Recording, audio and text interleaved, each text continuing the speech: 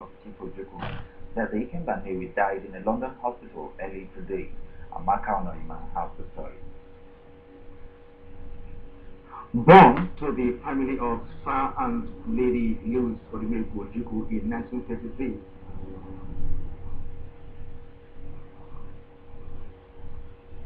Chief Ume, who is scheduled for London this night, disclosed that the family had earlier announced Ojukwu's demise in Lagos.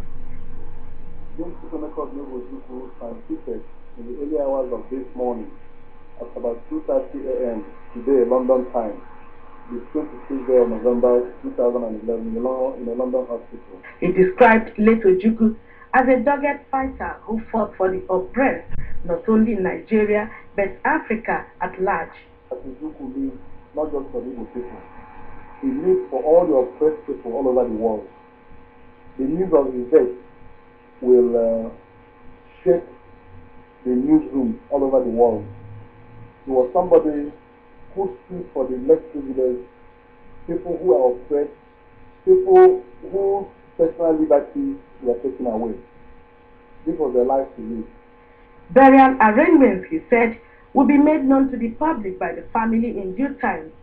Dim Ikemba Nnewi died at the age of 78 after a protracted illness which he suffered for 11 months. In Enugu, Amaka Onoima, NTA News. President Goodluck Jonathan has received with much sadness and a deep feeling of great national loss news of the passing away of Chief Chukwuemeka Odumegwu Ojukwu in the United Kingdom. This is contained in a statement by the presidential spokesman, Dr. Ruben Abasi. President Jonathan joined Chief Ojukwu's family, the government and people of his home state, Anambra, the entire Igbo people of Nigeria, and his friends, associates, and followers across the country in mourning him. He urges them to be comforted by the knowledge that Chief Ojukwu lived a most fulfilled life and has, in passing on, left behind a record of very notable contributions to the evolution of modern Nigeria, which will assure his place in the history of the country. President Jonathan believes that late Chief Ojukwu's immense love for his people, justice, equity and fairness, which forced him into the leading role he played in the Nigerian Civil War, as well as his commitment to reconciliation and the full reintegration of his people into a united and progressive Nigeria, will ensure that he is remembered forever as one of the great personalities of his time, who stood out easily as a brave, courageous, fearless, erudite and charismatic leader. The statement adds that while praying God to grant the deceased soul eternal rest, the President calls on Chief Ojukwu's family, his associates and followers to make his rite of passage a celebration of his most worthy and memorable life spent in the service of his people and the nation. And the Speaker of the House of Representatives, Aminu Waziri Tambuwal, has urged the federal government to immortalize the late Chief Odumegwu Ojukwu. The Speaker, in a statement by the Chairman House Committee on Media and Public Affairs, Zachary Mohammed, said during his lifetime, the late Ikemba Nnewi demonstrated rare courage and principled stand on sensitive national issues. He said his death has left a vacuum in Nigeria's quest for transformational leadership.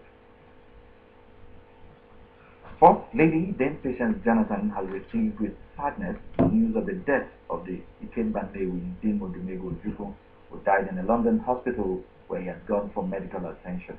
In a statement from the office of the First Lady, she joins millions of Nigerians, members of his family, the government and people of Anambra State, as well as all Igbo people, to mourn this great national icon, praying that God Almighty grants the family the fortitude to bear the irreparable loss. The exit of the former warlord and national leader of All Progressive Grand Alliance, APGA, Chief Chukwuemeka Odumegwu Ojukwu, who died in the early hours of Saturday in a London hospital, has created a vacuum of leadership to some extent in Igbo land. Correspondent Kirian Umayo, in a tribute, captured the man many describe as a quintessential Igbo man, proud, ambitious, and intelligent. born to the family of Sir and Lady Louis Odumegwu Ojukwu in 1933, Chief Chukwuemeka Odumegwu Ojukwu began his educational career at King's College, Lagos, and at the age of 13, his father sent him to study at Epsom College, England.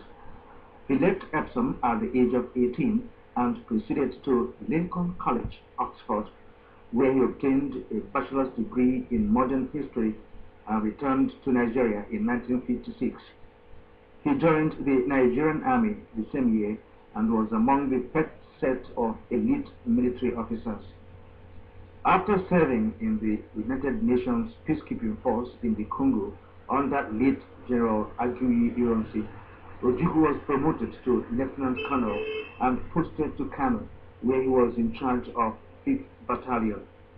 As a brilliant soldier, Emeka, as was fondly called, was promoted to the rank of a colonel shortly before the Nigerian Civil War in 1967.